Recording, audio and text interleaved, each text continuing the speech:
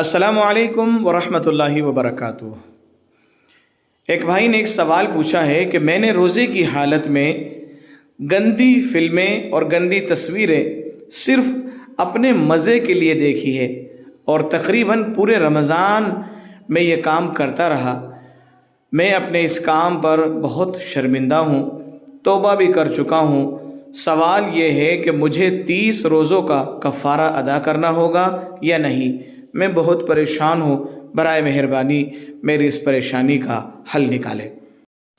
سب سے پہلی بات تو یہ ہے کہ چاہے رمضان ہو یا غیر رمضان ہو، روزے کی حالت ہو یا روزے کی حالت نہ ہو، یوں ہی نارمل حالت ہو، ان سبھی حالتوں میں اس طرح کی حرکات نہیں کرنا چاہیے، یعنی گندی فلمیں اور گندی تصویریں نہیں دیکھنا چاہیے۔ لیکن اگر روزے کی حالت میں آپ نے پورے رمضان یہ کام کر لیا ہے تو آپ کے فرض روزے تو ادا ہو گئے، البتہ ان روزوں کے اجر و ثواب سے آپ محروم رہیں گے۔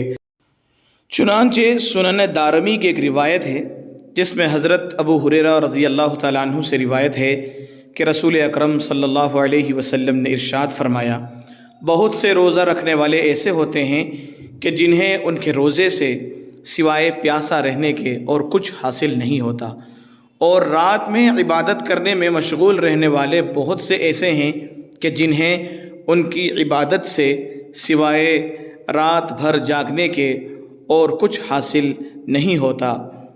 تو یہ بات بہت بڑی ہے کہ روزہ اگر ہم رکھ رہے ہیں تو روزے کے مکمل آداب کی رعایت کرتے ہوئے ہم روزہ رکھیں اور ان ساری خرافات سے بچنے کی کوشش کریں۔ اللہ ہم سب کو رمضان کی قدردانی کی توفیق نصیب فرمائے، آمین۔